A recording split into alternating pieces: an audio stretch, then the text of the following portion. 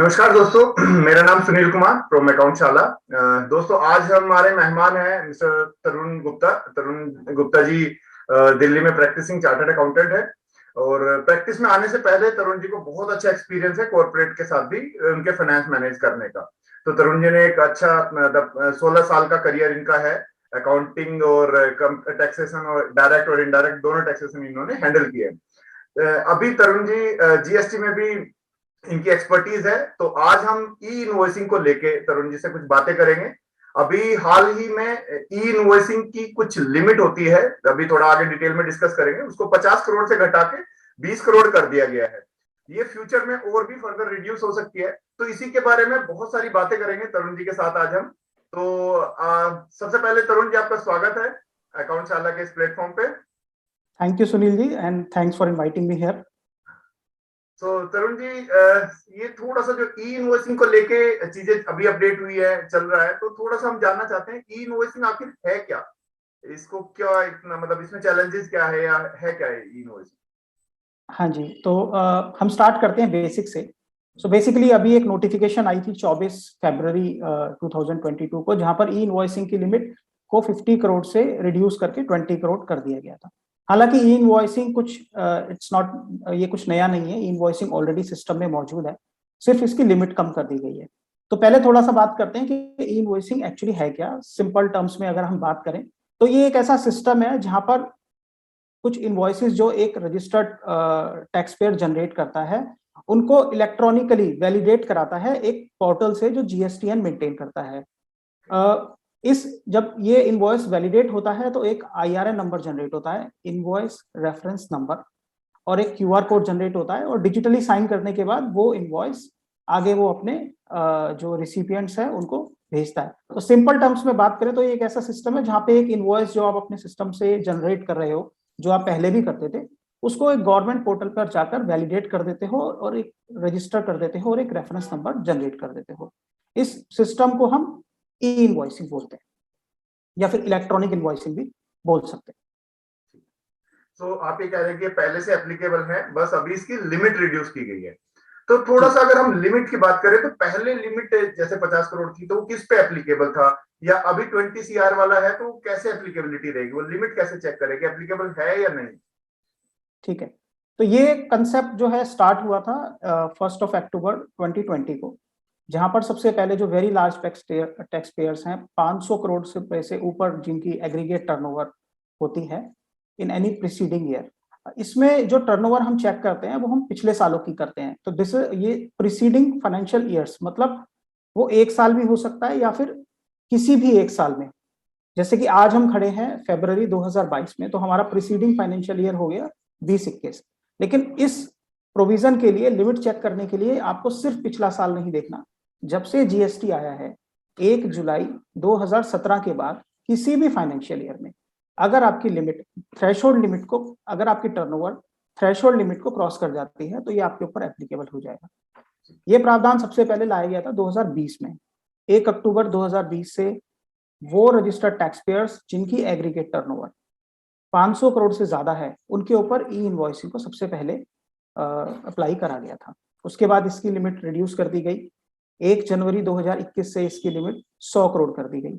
उसके बाद 1 अप्रैल 2021 से लिमिट 50 करोड़ कर दी गई, और अब 1 अप्रैल 2022 से इसकी लिमिट 20 करोड़ कर दी गई। इसका मतलब ये है कि 17, 18, 18, 19, 19, 20, 20, 21 या फिर 21, 20, 21 या फिर 21, 22, इन सालों में अगर आपकी एग्रीगेट टर्नओवर 20 करोड़ या उससे 20 करोड़ से ज्यादा है, तो 1 अप्रैल 2022 से आपको जो भी अपने इनवॉइसेस रेज करने हैं उनको ई इनवॉइस फॉर्म में लाना है। मतलब कि उन्हें एक पोर्टल, जो कि गवर्नमेंट का पोर्टल है, उस पर जाकर रजिस्टर करना है और एक रेफरेंस नंबर जनरेट करना है।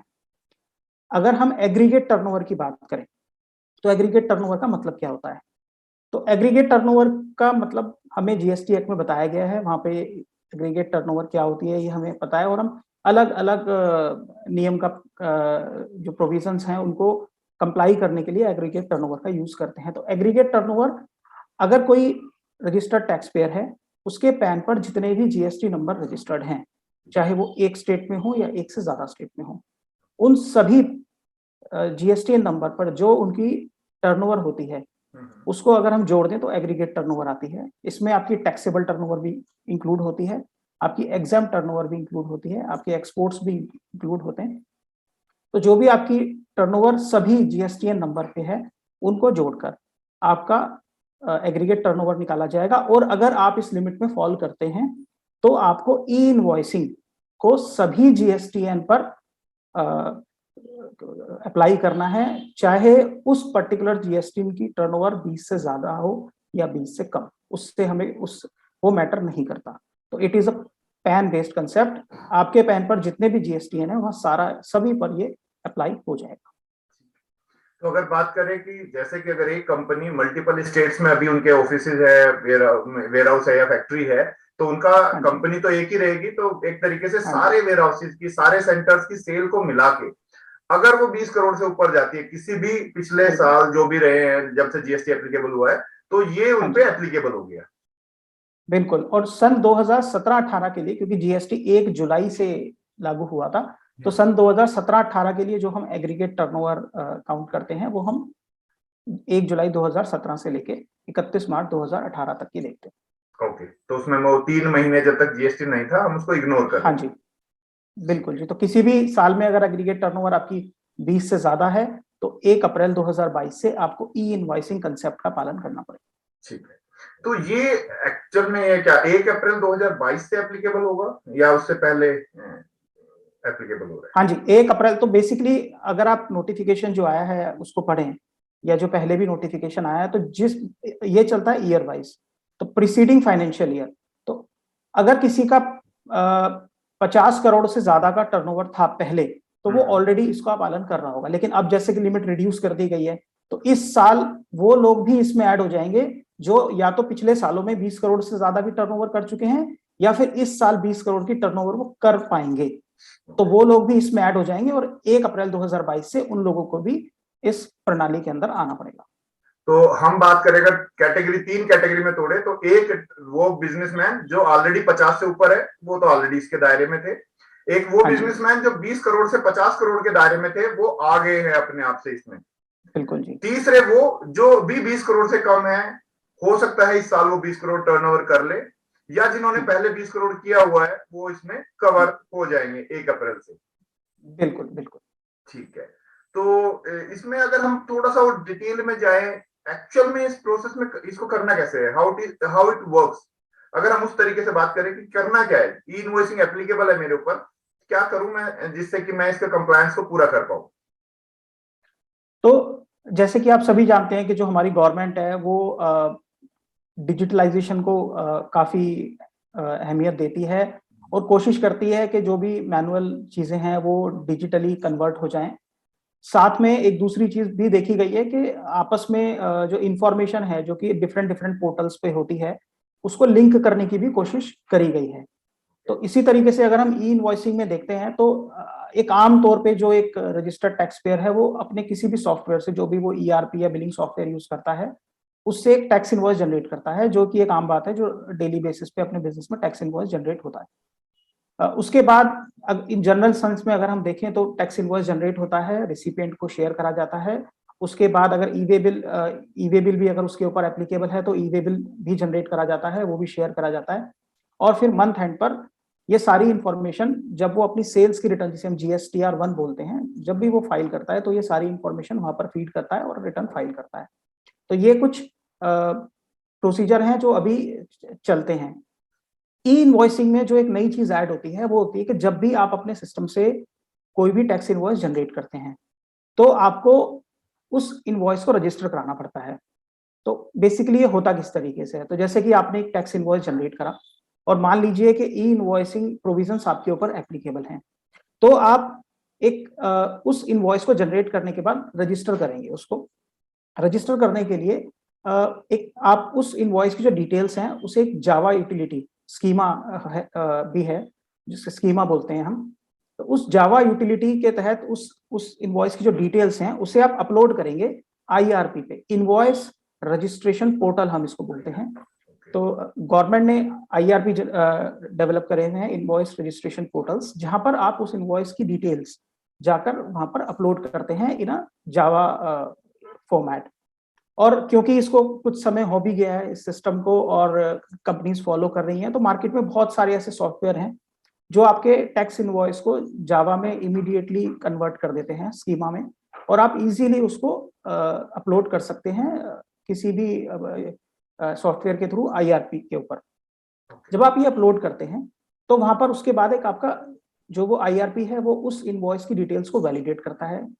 फॉर एग्जांपल के सेम इनवॉइस नंबर क्या पहले भी अपलोड हुआ है, या फिर जो भी उनके प्रोसीजर्स हैं उसके तहत वो उसको वैलिडेट करता है। वैलिडेट करने के बाद उस इनवॉइस पर एक आईआरएन जनरेट होता है जिसे हम इनवॉइस रेफरेंस नंबर बोलते हैं। यह एक यूनिक रेफरेंस नंबर है जो हर इनवॉइस के संग अटैच हो जाता है, मींस हर एक टैक्स इनवॉइस का एक अलग आईआरएन नंबर होगा। ये गवर्नमेंट इसको अपने सीक्वेंस में जनरेट कर रही होगी। हाँ जी, ये एक अल्फा न्यूमेरिक नंबर होता है और सभी इनवॉइस का अलग होता है। उसके बाद आप उसमें डीएससी लगाते हैं और उसके बाद उसमें क्यूआर कोड जनरेट होता है।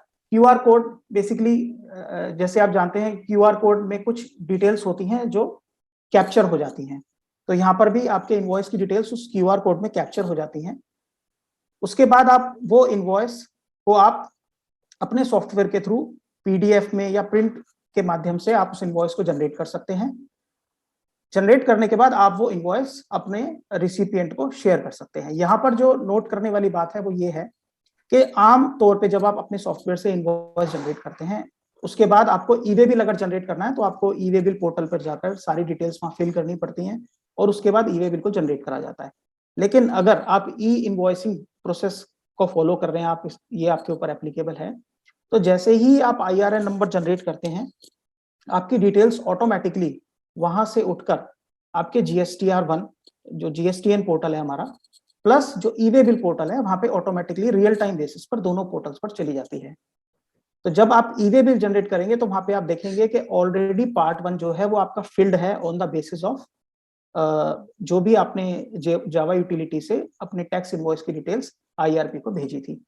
तो ये एक अगला कदम कह सकते हैं डिजिटलाइजेशन के थ्रू, जहां पर आप एक सिस्टम में अपनी डिटेल्स डाल रहे हैं और वो डिटेल आपके दूसरे सिस्टम जैसे कि GSTN portal for the purpose of GSTR1 और e-way bill portal for the purpose of e-way bill, यहाँ पर वो डिटेल्स ऑटोमेटिकली पहुंच जाती हैं और फिर आप ई-वे बिल वहां से आसानी से जनरेट कर सकते हैं। इसमें जो कुछ लोगों को मिथ होता है कि अगर ई इनवॉइस है, इलेक्ट्रॉनिक इनवॉइस है तो वो एक पोर्टल से जनरेट होगा, ऐसा नहीं है। इनवॉइस आपके ही सिस्टम से जनरेट होगा। उस इनवॉइस की डिटेल्स आपको एक पर्टिकुलर फॉर्मेट में, एक पर्टिकुलर स्कीमा में आईआरपी पर अपलोड करनी है for the purpose of generating IRN. Invoice reference number और क्यूआर कोड जनरेट करने के लिए वो डिटेल्स आपको वहां पर अपलोड करनी है। इनवॉइस आपके के सिस्टम से जनरेट होगा और रिसिपिएंट को जो भी कम्युनिकेशन है वो आपके द्वारा ही करा जाएगा। तो एक और चीज इसमें तरुण जी मैं जानना चाहता हूँ, जैसे आपने एक वर्ड यूज किया टैक्स इनवॉइस, तो क्या ये B2B इनवॉइस की हम बात कर रहे हैं या रिटेल इनवॉइस भी इसमें कवर हो जाएगा? हाँ जी, तो जिस भी टैक्स पेयर के ऊपर, जिस भी रजिस्टर्ड टैक्स पेयर के ऊपर ई इनवॉइसिंग के प्रोविजंस एप्लीकेबल होते हैं, किस तरह के इनवॉइस को उनको रजिस्टर कराना है, ये बेसिकली आपका क्वेश्चन है। तो सपोज कोई एक रजिस्टर्ड टैक्स पेयर है, वो मल्टीपल तरह के इनवॉइसेस जनरेट करता है, जैसे कि टैक्स इनवॉइस करता है और उसके पास रिसिपिएंट दोनों तरह के हैं, रजिस्टर्ड भी हैं, अनरजिस्टर्ड भी हैं। तो ई इनवॉइसिंग के लिए कुछ एक इनवॉइसेस हैं जिनको हमें रजिस्टर कराना है और कुछ एक इनवॉइसेस हैं जिनको हमें रजिस्टर नहीं कराना है। तो अगर कोई भी B2B इनवॉइस है, B2B इनवॉइस मतलब जहां पर एक रजिस्टर्ड पर्सन को सेल करता है, बिजनेस टू बिजनेस। तो क्योंकि ये रजिस्टर्ड पर्सन के ऊपर एप्लीकेबल है तो जो सप्लायर है वो तो ऑलरेडी रजिस्टर्ड होगा ही। अगर रिसिपिएंट भी रजिस्टर्ड है, वो भी एक बिजनेस पर्सन है, तो उस केस में जो सप्लायर है उसको ई इनवॉइस जनरेट करना होगा। लेकिन अगर रिसिपिएंट एक कस्टमर है, कंज्यूमर है, नॉन रजिस्टर्ड अनरजिस्टर्ड पर्सन है, उस केस में ई इनवॉइस जनरेट करने की कोई जरूरत नहीं है। तो कहने का मतलब ये है कि B2B इनवॉइसेस को आपको ई इनवॉइस के फॉर्म में कन्वर्ट करना है, B2C को नहीं करना है। इसके अलावा अगर आप कोई एक्सपोर्ट कर रहे हैं, अगर रजिस्टर्ड पर्सन एक्सपोर्ट कर रहा है जिसके ऊपर ई इनवॉइसिंग प्रोविजन एप्लीकेबल हैं, तो एक्सपोर्ट के केस में भी आपको अपने इनवॉइस को रजिस्टर करना है, IRN जनरेट करना है। सिमिलरली अगर आप कोई डेबिट नोट या क्रेडिट नोट रेस कर रहे हैं एक B2B पर्सन को, तो उसको भी आपको इसके ऊपर रजिस्टर करना है, IRN नंबर जनरेट करना है, QR कोड जनरेट करना है। लेकिन अगर कोई आप बिल ऑफ सप्लाई दे रहे हैं, बिल ऑफ सप्लाई बेसिकली होता है जब हम कोई एग्जाम्प्ट सर्विसेज देते हैं जो टैक्सेबल नहीं होती हैं, तो उस केस में आपको ये IRN नहीं जनरेट करना है, QR कोड नहीं, मतलब रजिस्टर नहीं करना है, ई इनवॉइस नहीं जनरेट करना है। तो इन शॉर्ट अगर मैं बात करूं तो ई इनवॉइसेस हमारे तभी रेज होते हैं जब हम कोई B2B सप्लाई करें, कोई एक्सपोर्ट की हम एक्सपोर्ट के इनवॉइसेस करें। B2C और एग्जाम सप्लाईज पर ये नहीं होते हैं। डेबिट और क्रेडिट के केस में भी अगर हमारा B2B केस है जहां पर हम डेबिट या क्रेडिट नोट किसी B2B इनवॉइस के अगेंस्ट दे रहे हैं, तो वहां पर भी उसे हमें ई इनवॉइस के फॉर्म में कन्वर्ट करना जरूरी है और IRN और QR कोड जनरेट करना जरूरी है। मेरा अगला सवाल यही था कि अगर हमने किसी केस में इनवॉइस जनरेट कर दिया है, ई इनवॉइसिंग कर दी है और वो कैंसिल होता है, तो उसका क्या प्रोसीजर है? क्या उस केस में भी हमें अपने सिस्टम से इनवॉइस जनरेट करना है, क्रेडिट नोट जनरेट करना है और वो इन्फॉर्मेशन डिपार्टमेंट को शेयर करनी है? तो अगर हमने कोई इनवॉइस जनरेट करा है और उसको हमने फिर ई इनवॉइस जनरेट करा है उस इनवॉइस के बेसिस पे, तो इसमें दो चीजें हैं, एक है कैंसिलेशन और एक है अमेंडमेंट। तो अमेंडमेंट नहीं कर सकते आप, ई इनवॉइस को अमेंड नहीं कर सकते IRP पर जाकर, जो इनवॉइस रजिस्ट्रेशन पोर्टल है वहां पर। लेकिन हाँ, वहां पर कैंसिलेशन का ऑप्शन है। आपने अगर कोई इनवॉइस जनरेट करा है और उसके बाद उसका ई इनवॉइस जनरेट करा है, तो आप 24 घंटे के अंदर अंदर जाकर उसको IRP पर कैंसिल कर सकते हैं। लेकिन अगर 24 घंटे के बाद आपको कैंसिल करना है तो IRP पर जाकर वो कैंसिल नहीं होगा। उसके बाद जब आप GSTR1 फाइल करते हैं GSTN पोर्टल पे, जहां पे आपकी ऑटो फिल्ड डिटेल्स आएंगी, जो भी आपने IRN जनरेट करे हैं, जो भी इनवॉइस जनरेट करे हैं, उनकी ऑटो फील्ड जनरेट जब आप GSTR1 फाइल करने जाएंगे तो वहां पर ऑलरेडी ऑटो फील्ड होंगी। वहां पे जाके आप उसको डिलीट कर सकते हैं आफ्टर 24 आवर्स। बट सलाह यही रहेगी कि कम कि जो भी आप ई इनवॉइस जनरेट कर रहे हैं और जिसका डेटा IRP पर मौजूद है, कोशिश ये करें कि गलतियां कम से कम हो, डिलीशन की नौबत कम से कम आए। क्योंकि जो आज डिपार्टमेंट है, जो हमारा GST डिपार्टमेंट है, जैसे कि हमने देखा है कि इंफॉर्मेशन को दे क्रॉस चेक, वो इंफॉर्मेशन को क्रॉस चेक करते हैं अलग अलग पोर्टल से। तो हालांकि आपके पास अगर कोई कैंसिलेशन 24 घंटे के बाद होता है और आप IRP पर कैंसिल नहीं कर पा रहे और GSTR1 फाइल करते वक्त आपने GSTN पर उसको कैंसिलेशन करा है, तो आप उसका एक ट्रेल रखें अपने पास, क्या रीजंस थे कैंसिलेशन के, सो दैट कि अगर आगे जाके आपको कोई रीजनिंग देनी पड़े वहां पर या कहीं जस्टिफाई करना पड़े, तो आप उस पोजीशन में हो कि आप उस कैंसिलेशन को जस्टिफाई कर पाए। तो तरुण जी, जैसे अगर ये नया प्रोविजन है, कुछ लोग हो सकता है सिस्टम रेडी हो, कुछ हो सकता है किसी केस में किसी कंपनी में अभी सिस्टम ही रेडी ना हो और वो अभी इसी साल इसमें कवर हो रहे हैं, तो बाय चांस अगर वो जाने अनजाने इसका कंप्लायंस करना मिस कर जाते हैं, तो इसमें कॉन्सिक्वेंसेस क्या है? देखिए, तो मैं इस क्वेश्चन का जवाब दो पार्ट्स में दूंगा। तो जैसा आपने कहा कि सपोज अगर वो नहीं कर पाता कंप्लाई, तो अभी हमारे पास अगर हम जनरली देखें तो हमारे पास 1 महीना है जहां पर हम अगर हम इस प्रोविजन में फॉल करते हैं तो हम प्रिपेयर कर सकते हैं। और जैसा कि मैंने कहा कि ऑलरेडी ये कंसेप्ट मार्केट में है, तो बहुत सारे सॉफ्टवेयर्स हैं जो ई इनवॉइसिंग कंप्लाइंट हैं, जहां पर आप टैक्स इनवॉइस जनरेट करने के बाद उस टैक्स इनवॉइस की डिटेल्स को स्कीमा में कन्वर्ट कर सकते हैं, जावा यूटिलिटी में कन्वर्ट कर जावा फॉर्मेट में कन्वर्ट कर सकते हैं। यूटिलिटीज भी हैं मार्केट में, APIs हैं जो इस जो डिटेल्स हैं टैक्स इनवॉइस की उसको कन्वर्ट करते हैं और IRP पर अपलोड कर सकते हैं। तो ऑलरेडी सिस्टम मौजूद है मार्केट में। बट अगर फिर भी किसी कारण से आप ये कंप्लायंस नहीं कर पाते 1 अप्रैल 2022 के बाद, तो उस केस में जो प्रावधान है वो ये है कि जो भी आप इनवॉइस जनरेट कर रहे हैं और आपके ऊपर अगर ई इनवॉइसिंग की प्रोविजंस एप्लीकेबल हैं और आप ई इनवॉइस जनरेट नहीं कर पाते, तो उस केस में वो इनवॉइस इनवैलिड माना जाएगा। तो इनवैलिड जब इनवॉइस माना जाएगा तो उसके बहुत ही सीवियर कॉन्सिक्वेंसेस हैं। फॉर एग्जांपल कि अगर आपका माल कहीं जा रहा है और आपका ई इनवॉइस नहीं है, एक नॉर्मल इनवॉइस है, टैक्स इनवॉइस है, तो वो इनवैलिड माना जाएगा। तो ऐसा माना जाएगा कि आपका जो भी गुड्स सप्लाई हो रहे हैं या जो भी आप सर्विसेज, जो भी आप गुड्स सप्लाई कर रहे हैं, उसमें इनवॉइस नहीं है, तो वो सीज भी हो सकता है, रास्ते में उसे सीज करा जा सकता है। और जो भी प्रोविजंस हैं, जो भी पेनल्टीज हैं जो इनवॉइस ना जनरेट करने पर लगाई जाती हैं किसी भी टैक्स पेयर को, वो सारी पेनल्टीज आपके ऊपर एप्लीकेबल हो जाती हैं।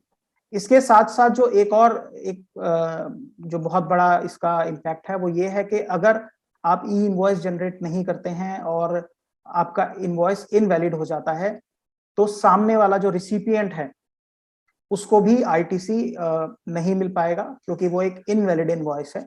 और आईटीसी लेने के लिए जो एक कंडीशन है वो है वैलिड इनवॉइस की, कि अगर आप रिसिपिएंट हैं और आप किसी भी सप्लायर से लेते हैं कोई गुड्स या सर्विसेज, तो अगर उसका इनवॉइस इनवैलिड है तो आप उस पर आईटीसी क्लेम नहीं कर पाएंगे।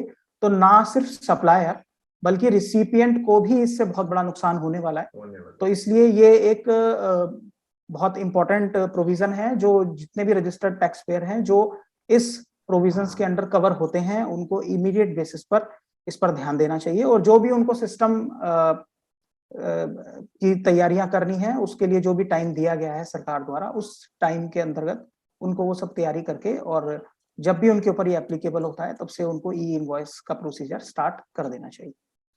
तो देखा जाए तो एक ही महीना है, सिर्फ मार्च का महीना है अभी। आज 1 मार्च को हम बैठे हैं, 1 अप्रैल से हमारा प्रोविजन लागू है। तो एक ही महीना है जिसमें ये सारी तैयारियां, जो भी अपने सिस्टम अपडेट करने हैं या किसी कंसल्टेंट से बात करनी है, हमारे बिजनेसमैन भाई वो कर सकते हैं। हाँ जी। इससे जुड़ा हुआ कोई हाँ जी, तो ई इनवॉइस के लिए आपको आईआरपी पर रजिस्टर भी करना होता है। तो बेसिकली जो तैयारियां हैं वो इस तरीके से हैं कि पहले तो आपको ई इनवॉइस अनेबल्ड कोई भी सॉफ्टवेयर आपका जो है यूज करना होगा। तो जनरली अगर आप देखो तो 20 करोड़ रुपए से ऊपर की जिसकी टर्नओवर है, वो ऑब्वियसली किसी ना किसी सॉफ्टवेयर के थ्रू ही अपने इनवॉइसेस जनरेट कर रहा होगा। और सॉफ्टवेयर भी मैं ऐसा मानता हूं कि जिसकी टर्नओवर 20 करोड़ से ऊपर है, वो एक अच्छा वेल कॉम्पिटेंट सॉफ्टवेयर यूज कर रहा होगा जिसमें सारी फीचर्स फंक्शनैलिटीज होंगी। तो जनरली काफी कंपनीज हैं जो ये फीचर देती हैं, तो वो ये यूज कर सकते हैं। आईआरपी पर जाके उनको रजिस्टर करना होगा, सो दैट के जो भी वो इनवॉइस जनरेट कर रहे हैं उसकी जो रिक्वायर्ड डिटेल्स हैं वो आईआरपी पर जाकर अपलोड कर सकें। उसके लिए उन्हें वहां रजिस्ट्रेशन करना पड़ेगा। और ये काफी फास्ट सिस्टम है, आप बहुत तेजी से जो भी मतलब जो अपलोडिंग का प्रोसेस है ये बहुत फास्ट है। रियल टाइम बेसिस पे आपके जो भी डिटेल्स हैं वो वहां पर कैप्चर हो जाती हैं।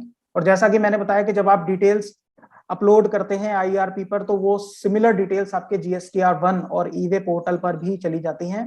तो ईवे बिल जनरेट करने में भी आपको टाइम कम लगता है। प्लस जो मंथ एंड पर आप रिकंसिलिएशन करते हैं वो आपके लिए इजी हो जाता है, क्योंकि आपके जो इनवॉइसेस हैं उसकी डिटेल्स ऑलरेडी जीएसटीआर 1 पर मौजूद हैं। तो सिंक्रोनाइजेशन हो जाता है डिफरेंट पोर्टल्स का एक दूसरे के साथ, और एक डेटा जो आपने एक पोर्टल के साथ शेयर करा वो बाकी पोर्टल्स के संग भी ऑटोमेटिकली शेयर हो जाता है। तो रियल टाइम बेसिस पे ये सारा प्रोसीजर चलता है। इससे जुड़ा हुआ तरुण जी, मेरे पास बस एक आखिरी सवाल है। जैसे कि अभी गवर्नमेंट ने लिमिट 50 करोड़ से घटा के 20 करोड़ कर दी है, तो फ्यूचर में कहां तक ये लिमिट रिड्यूस करने की गवर्नमेंट की प्लानिंग हो सकती है, या गवर्नमेंट कहां तक इसको कर सकती है? ऑब्वियसली जब तक कोई नोटिफिकेशन नहीं आएगी हम कह नहीं सकते, बट किन बिजनेसमैन भाइयों को और इसके लिए तैयार हो जाना चाहिए, सो दैट फ्यूचर में अगर कम टाइम भी मिले तो वो रेडी रहे इस चीज के लिए, अपने सिस्टम को फॉलो। हाँ जी, बिल्कुल बिल्कुल सही कहा आपने। तो जब तक के कोई भी नोटिफिकेशन आ जाती है इसके ऊपर कमेंट करना बहुत मुश्किल है। बट जैसा कि हमने देखा है कि गवर्नमेंट ने सबसे पहले इसको इंट्रोड्यूस करा था उन रजिस्टर्ड टैक्स पेयर्स के ऊपर जिनकी एग्रीगेट टर्नओवर 500 करोड़ से ज्यादा है। उसके बाद लिमिट को रिड्यूस करके 100 करोड़ करा गया, और फिर 50 करोड़ करा गया, और अब 20 करोड़ करा गया है। तो हो सकता है कि भविष्य में जाके आने वाले टाइम में गवर्नमेंट इस लिमिट को और भी रिड्यूस करे, क्योंकि जो गवर्नमेंट का क्लियर विजन है वो ये है कि टैक्स इवेजन को कम करना। और हमने देखा है कि जब से जीएसटी इंप्लीमेंट हुआ है, बोगस बिलिंग, फ्रॉड बिलिंग, इनके बहुत सारे केसेस आए दिन पकड़े जाते हैं। ऐसे भी केसेस मिलते हैं जहां पर गुड्स डिलीवर हो जाते हैं एक इनवॉइस के ऊपर, बाद में उस इनवॉइस को कैंसिल कर दिया जाता है। गवर्नमेंट द्वारा ऐसे केसेस भी काफी पकड़े गए हैं। तो इन्हीं सभी चैलेंजेस को देखते हुए गवर्नमेंट ने ये प्रोसीजर लाया था और धीरे धीरे इसकी लिमिट कम होती जा रही है। तो हो सकता है, बिल्कुल पॉसिबिलिटी है कि आने वाले टाइम में इस लिमिट को और भी रिड्यूस करा जाए, बट जब तक, जैसा कि आपने कहा कि जब तक कोई भी नोटिफिकेशन नहीं आ जाती तब तक इसके ऊपर कमेंट करना मुश्किल है। तो कोई अगर किसी बिजनेसमैन का टर्नओवर मान लेते हैं 15 करोड़ है, क्या अपनी मर्जी से इनवॉइसिंग स्टार्ट कर सकते हैं या वो एलिजिबल ही नहीं है, स्टार्ट ही नहीं कर पाएंगे? ये जो प्रोसीजर है ये 20 करोड़ से ऊपर के टर्नओवर के ऊपर ही एप्लीकेबल होता है। Okay. तो अपनी मर्जी से कोई इसको ऐसे नहीं है कि इसको स्टार्ट कर पाएगी? अपनी मर्जी से तो आई डोंट थिंक कि कोई स्टार्ट करना भी चाहेगा, क्योंकि आमतौर पे यही देखा गया है कि लोग कंप्लायंस को जितना कम हो सके उतना चाहते हैं कि कंप्लायंस उनको कम, एफर्ट्स भी लगते हैं, टाइम और टीम भी, बट धीरे धीरे यस, तो धीरे धीरे लेकिन जैसे सिस्टम इंप्रूव होते हैं, जैसे कि आप अगर जीएसटीएन पोर्टल देखोगे तो शुरू में रिटर्न फाइल करना अपने आप में एक बहुत बड़ा चैलेंज था। कई कई घंटे लग जाते थे, इनफैक्ट कभी कभी तो कई कई दिन लग जाते थे एक सिंपल रिटर्न फाइल करने में, क्योंकि टेक्निकल इश्यूज होते थे, अंडरस्टैंडिंग इश्यूज बहुत ज्यादा थे। बट धीरे धीरे सिस्टम पहले से काफी इंप्रूव हो गया है और आते आते आने वाले टाइम में और भी इंप्रूव हो, ऐसा लगता है। तो ये सिस्टम भी जब नया आया था तो लोगों के दिमाग में बहुत सारे सवाल थे, बहुत सारे मिथ थे, और टेक्निकल चैलेंजेस भी स्टार्टिंग में थे। बट जैसे अब ऑलरेडी सिस्टम को आए हुए कुछ टाइम हो गया है और बहुत सारे टैक्स पेयर्स इसको यूज कर रहे हैं, तो उस तरीके से टेक्निकल इश्यूज भी काफी कम हो गए हैं। मार्केट में अवेलेबिलिटी, जो इसके सॉल्यूशंस हैं उनकी अवेलेबिलिटी भी बढ़ गई है, और धीरे धीरे और थोड़ा सा ये बेटर होगा तो और efficient in terms of cost और in terms of timing efficiency ये सिस्टम और इवॉल्व धीरे धीरे होगा। तो Tarun ji, thank you so much, आपने इतनी सारी नॉलेज के लिए शेयर की। थैंक यू सो मच, आपने टाइम निकाला और हमें सबको शेयर किया। मैं आशा करता हूँ हमारे जो भी दर्शक, जो भी लिसनर्स इस वीडियो को देख रहे होंगे, सुन रहे होंगे, तो उनको फायदा होगा। ये बिजनेसमैन या फिर अकाउंटेंट्स या फिर जो बच्चे जो फ्यूचर में, जो स्टूडेंट्स फ्यूचर में अकाउंटिंग में अपना करियर बनाना चाहते हैं, ये वीडियो उन सबके लिए यूजफुल होगी। और आशा करते हैं नेक्स्ट टाइम हम किसी और टॉपिक पे आपसे बात करेंगे, कुछ और आपकी नॉलेज का हम चाहेंगे कि हमारे दर्शक उसका फायदा उठाएं। Thank you so much for your time. Thank you Sunil ji, thank you for having me here, और बहुत अच्छा लगा आपसे बात करके।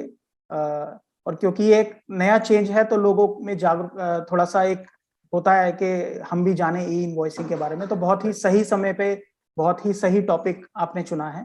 और आई होप कि इस वीडियो से आपके जो भी सब्सक्राइबर हैं, जो भी आपके चैनल के दर्शक हैं, उनको जरूर लाभ मिलेगा। Thank you very much.